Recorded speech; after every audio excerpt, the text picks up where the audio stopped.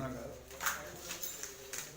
কিছু দুষ্কৃতিকারী অফিস প্রথম ভাঙচুর করে এবং তার কিছুক্ষণ পর অফিসের ভিতরে আগুন ধরিয়ে দেয়। আগুন ধরিয়ে পালিয়ে গেছে। এটা হলো গত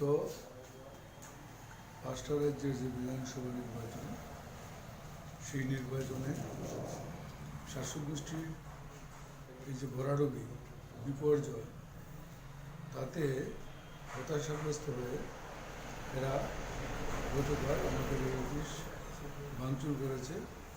বিভিন্ন জায়গায় তারা এইরকম অফিস ভাঙচুর, অগ্নিদগ্ধ এই কাজগুলো তারা শুরু করেছে। এটা হতাশার বহিঃপ্রকাশ। তাছাড়া এরা আমাদের রাজ্যে ক্ষমতায় আসছে আজকে প্রায় 9 মাস। ক্ষমতা আসার সময় তারা জনগণের কাছে যা প্রতিশ্রুতি ছিল, এখন পর্যন্ত কোনো প্রতিশ্রুতি কার্যকরী করতে পারছে না। কাজেই মানুষ যাতে মুখ খুলতে না পারে, মানুষকে ভীত সন্ত্রস্ত করে রাখা, এই লক্ষ্যেই তারা এটা করছে। মূলত এরা আতঙ্কিত, এরা এখন ভয়ে অন্যদের ভয় তৈরি করার চেষ্টা করছে। এগুলো মূল লক্ষ্য। তাদের যে প্রতিশ্রুতিগুলি দিয়েছে জনগণকে, প্রতিশ্রুতি তারা কি পূরণ করতে পারবে কি আপনাদের কি মনে হয়? এখন পর্যন্ত কিছুই করতে পারে নাই, ভবিষ্যতে করতে পারবে এরকম কোনো লক্ষণ নয়। কারণ আমাদের দেশের সরকার 5.5 বছরের উপর চলছে।